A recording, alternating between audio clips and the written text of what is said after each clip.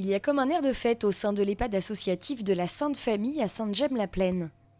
Les 67 résidents et les équipes s'apprêtent en effet à fêter les 70 ans de l'établissement. C'est très fort.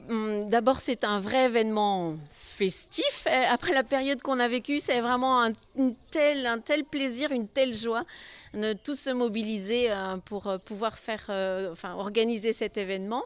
Ça, c'est la première chose en fait. Et puis, c'est aussi l'occasion de remercier tous ceux qui nous donnent un coup de main au quotidien.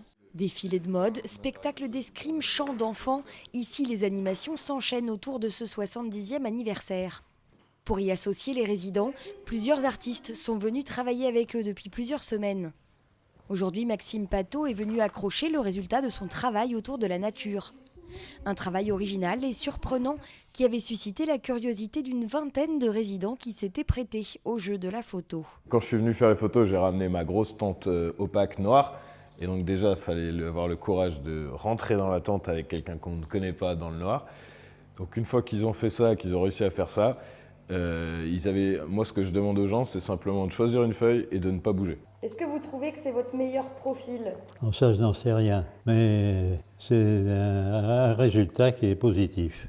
Après avoir défilé habillée en hippie, Gisèle s'est essayée au collage avec un autre artiste, une première pour elle. C'est formidable parce que là, on fait des choses qu'on n'aurait jamais pensé faire. Je vous dirais que j'ai 89 ans.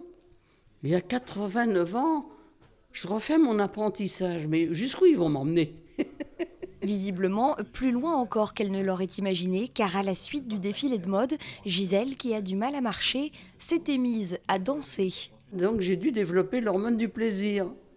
Et ce plaisir m'a permis de danser alors que je ne peux plus danser. Je ne vous dis pas que c'est un miracle, mais presque. C'est l'effet anniversaire, voilà. L'EHPAD ouvrira ses portes tout le week-end du 20 mai aux familles et visiteurs, curieux de découvrir tout le travail accompli, avec un peu d'imagination et beaucoup de motivation.